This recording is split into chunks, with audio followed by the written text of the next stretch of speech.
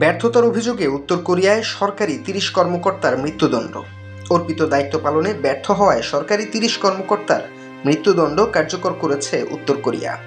ভয়াবহ বন্যা ও ভূমিধস থেকে সাধারণ মানুষের জীবন রক্ষায় ব্যর্থতার জন্য এসব কর্মকর্তাকে অভিযুক্ত করা হয়েছে। বুধবার ভারতীয় সংবাদ মাধ্যম এনডিটিভির এক প্রতিবেদনে এই তথ্য জানানো হয়। দক্ষিণ কোরিয়ার সংবাদ মাধ্যম চোসুন টিভির প্রতিবেদনে বলা হয়েছে, উত্তর কোরিয়ায় বন্যায় ১,০০০-এর বেশি মানুষ মারা গেছেন।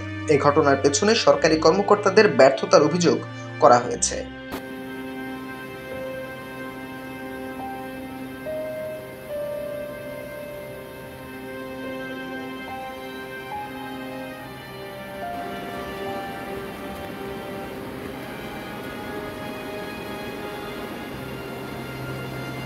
অভিযুক্ত কর্মকর্তাদের বিরুদ্ধে কঠোর ব্যবস্থা নেওয়ার নির্দেশ দেন উত্তর কোরিয়ার প্রেসিডেন্ট কিম জং উন। এছাড়া এসব কর্মকর্তাদের মধ্যে অনেকের বিরুদ্ধে দুর্নীতি এবং দায়িত্ব অবহেলা করা হয়েছে। সংবাদ মাধ্যমে বলা হয়, গত মাসের শেষ দিকে এসব কর্মকর্তাদের মৃত্যুদণ্ড করা হয়। তবে কোন কোন কর্মকর্তার মৃত্যুদণ্ড কার্যকর করা হয়েছে তা অবশ্য জানা যায়নি। উত্তর কোরিয়ার সংবাদ মাধ্যম কেসিএনএ জানিয়েছে, চাগাং প্রদেশের প্রাদেশিক পার্টি কমিটির সেক্রেটারি কাং বং হুনকে দায়িত্ব থেকে অপসারণ করা হয়েছে। 2019 সাল থেকে তিনি দায়িত্ব পালন করে আসছিলেন।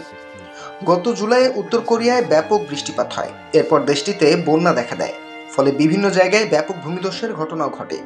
এ সময় 4,000 বাড়িঘর বন্যায় আক্রান্ত হয় এবং 15,000 মানুষ বাস্তুচ্যুত হন।